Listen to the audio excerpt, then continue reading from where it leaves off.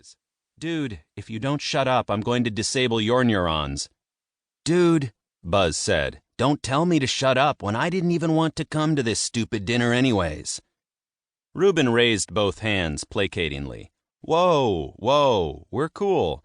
Just remember, we're going out to celebrate after this. That means more alcohol." Buzz's eyes lit up, and he grinned. "Well," Martha brought the table's attention back to her. "I've tried deep breaths, but they're not working." Aki smiled at Martha. "Well, you could pass out. That's what I did when I didn't want to marry that guy in Vegas." Everyone at the table stared at her, open-mouthed. "You married a guy in Vegas?" Rueben didn't like the sound of that. She picked at her fingernails. "No, I did not. That's the point." Martha frowned. "Seriously? Does that work?" "Marrying a guy in Vegas?" Rueben clarified. "No, passing out." Aki winked at her. "Sure, you just plop, hit the deck when you're ready." "Huh." Aki wagged a finger in instruction. "The secret to not getting hurt is to collapse at the knees. It will still look real. Then make up some bullshit story later about being anemic. Oldest trick in the book. Worked for women since the invention of the corset." I could never do that. That's not how you stay off the tampon squad." Aki grimaced. "The what?" "Yeah, my sentiments exactly." Rueben frowned at Aki.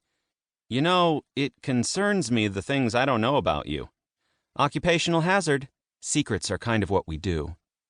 Rueben laughed. He and Aki shared the dirty little secret that they both worked for the CIA.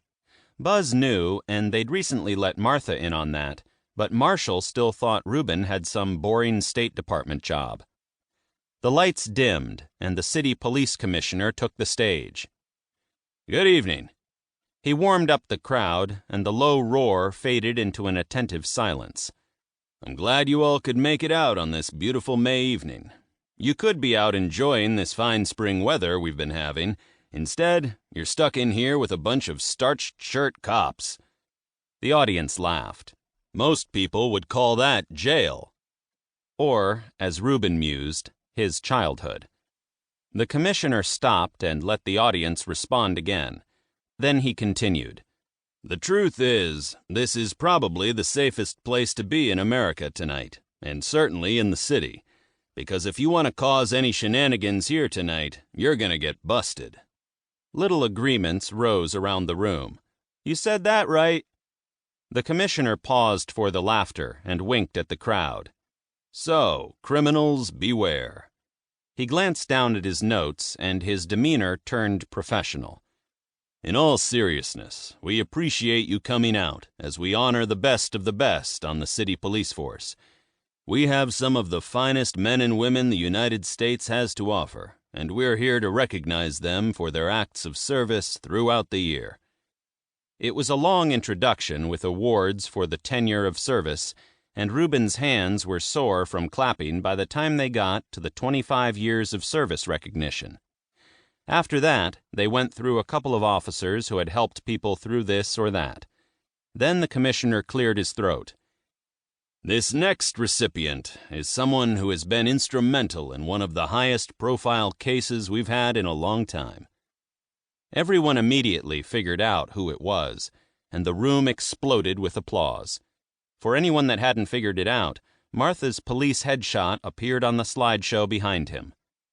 "It's truly been an exceptional case, and in some ways it's still unfolding. Normally we do awards for the previous year, but because this case has been such a truly tremendous display of police work and investigation, we're going to recognize it this year.